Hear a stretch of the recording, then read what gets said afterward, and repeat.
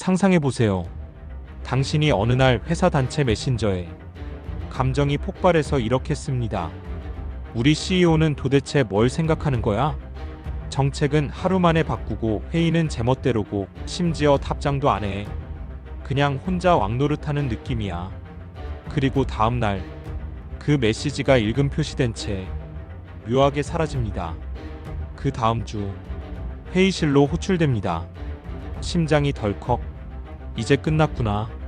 그런데 놀랍게도 축하해요. 부사장 승진입니다. 이게 바로 실제로 일어난 일론 머스크의 승진 이야기입니다. 머스크는 슬랙에서 자신을 노골적으로 비판한 직원을 해고하지 않았습니다. 혼내지도 않았습니다. 무시하지도 않았습니다. 오히려 승진시켰습니다. 그것도 그냥이 아니라 부사장급으로. 소름 머스크 도대체 왜? 오늘은 그 이유를 알려드립니다. 그리고 그 결정에 담긴 머스크식 리더십의 충격적인 철학 그리고 조직을 움직이는 냉정한 기준까지 전부 공개합니다. 1. 머스크는 욕을 리더십의 기회로 본다. 슬랙. 요즘 거의 모든 기업이 쓰는 협업 툴이죠. 머스크는 회사의 모든 채널 로그를 종종 직접 확인합니다. 특히 큰 구조조정 직전에는 슬랙에서 팀 분위기와 반응을 분석한다고 알려져 있습니다. 그때 한 직원이 쓴 메시지가 눈에 들어옵니다. 머스크는 리더가 아니라 독재자야. 결정은 일방적이고 의견은 무시되고 이게 회사냐?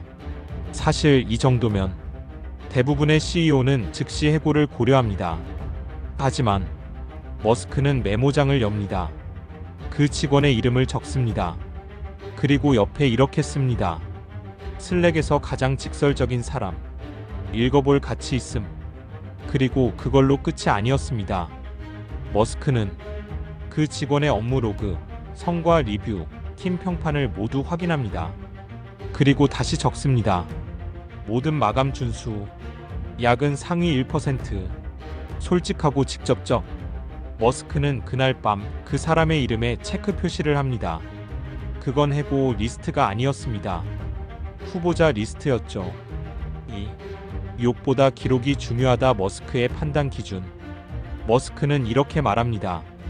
조직을 감정으로 운영하면 감정이 무너질 때 함께 망한다. 보통 사람이라면 욕을 들으면 감정이 먼저 반응합니다. 감히 나를? 불만 있으면 직접 말하지 왜 슬랙에? 앞으로 내 팀에서 손 떼게 해. 하지만 머스크는 달랐습니다. 그는 감정을 넘기고 기록을 꺼냅니다.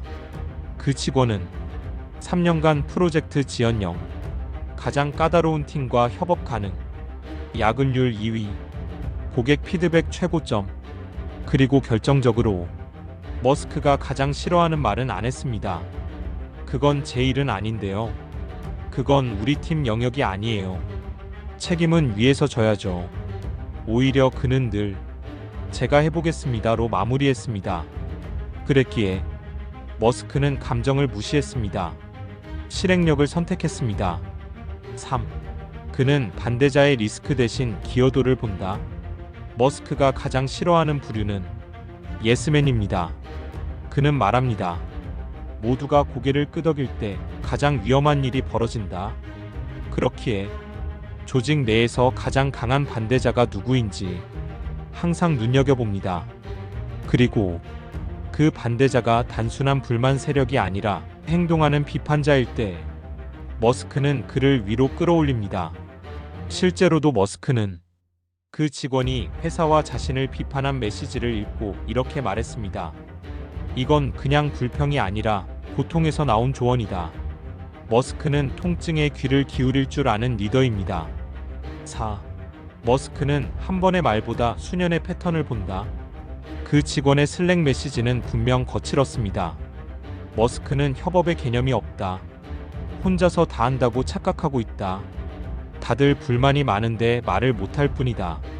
그런데도 머스크는 묻습니다. 그가 매일 몇 시에 퇴근했는가? 프로젝트 마감은 어떻게 처리했는가? 동료들의 피드백은 어떤가? 그리고 놀랍게도 모든 항목에서 상위 10%였습니다. 머스크는 말합니다. 완벽한 사람은 없다. 하지만 꾸준한 사람은 있다. 5. 머스크는 충성보다 기여도를 더 믿는다. 대부분의 CEO는 나를 따르는 사람을 좋아합니다.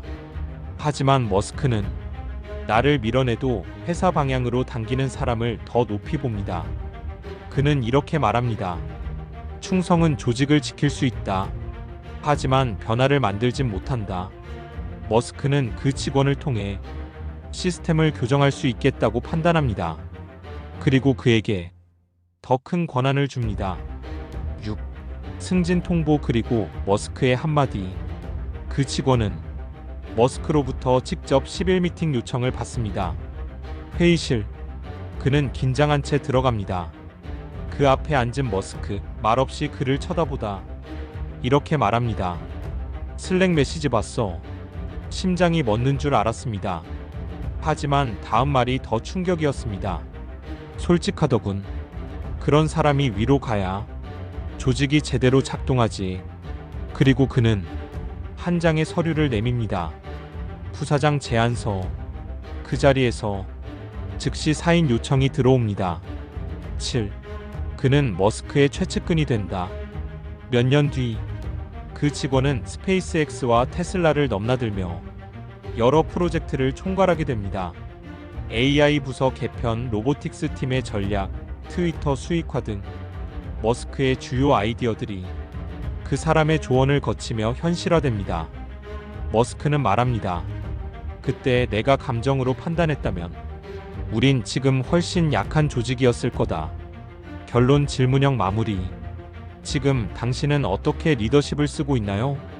나를 싫어하는 사람은 잘나도 되겠지? 조직 분위기를 흔드는 사람은 위험하겠지? 비판하는 직원은 조직에 해가 되겠지? 정말 그럴까요?